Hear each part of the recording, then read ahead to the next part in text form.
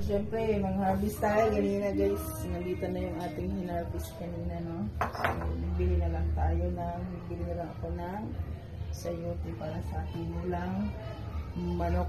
So, tinulang manok yung ating minudis. So, magluto tayo ngayon ng tinulang manok. So, mga nag-crave ng mga tinulang manok ang ating so, wala tayong mic. Kuha tayo ng mic para klaro yung ating music.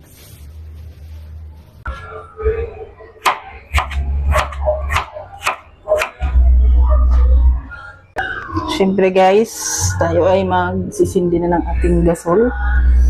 Ating gas. Siyempre maglalagay tayo ng mantika para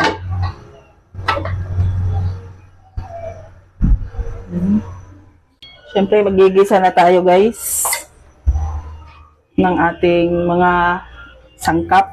Ay siyempre unahin natin yung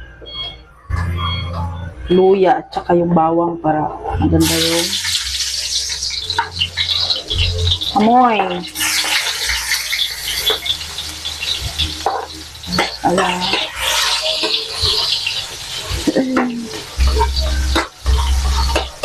So, nagsusuti na tayo. Nagsusuti. So, siyempre yung ating mga kasunod.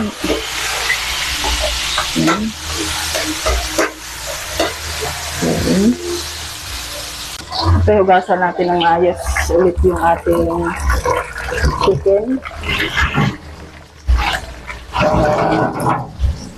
Ang luto natin ay hindi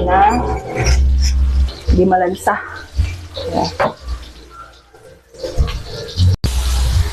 Siyempre, ilagay na natin yung ating chicken.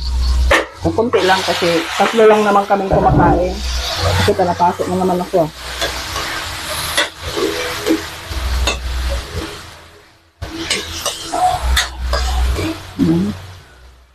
Ang isang ulaman lang guys kasi puro na lang kami yung tawag ng ulam namin pag may mga leftover sila bukas, leftover na naman ulam. So, syempre habang sangkot sa natin, lagyan natin ng asin. So, lagyan natin ng asin guys.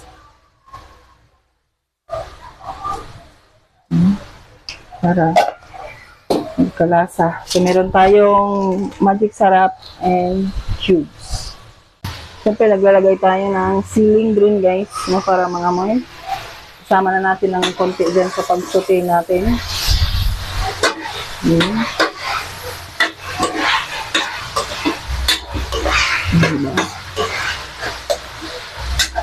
Then, siyempre, ilagay natin yung ating sayote. So, hugasan muna natin, no. Hugasan natin ulit. Ito, pangatlo na pang hugas guys, para maalis yung kanyang lansa. Siyempre, ganyan.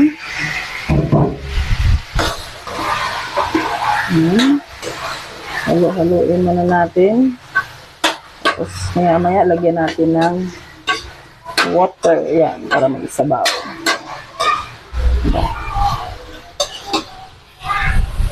Siyempre guys, lalagyan na natin ng tubig na wasa.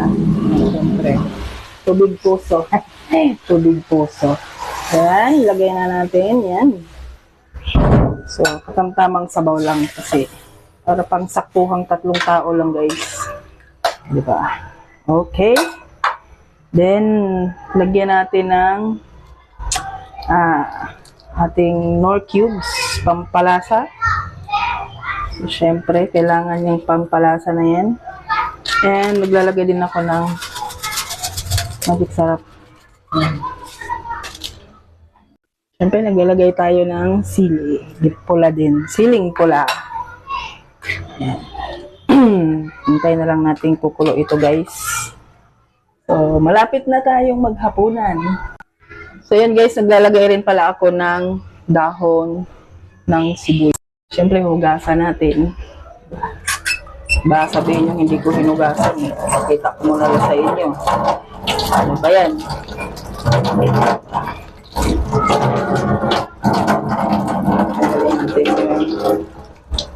So, patayin na.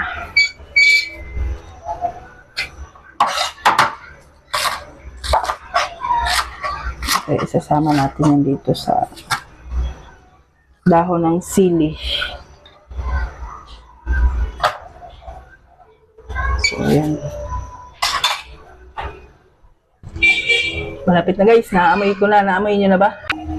So, yan guys, kumukulo na. Kita nyo yan, kumukulo na. Tikman natin syempre. Swak na swak!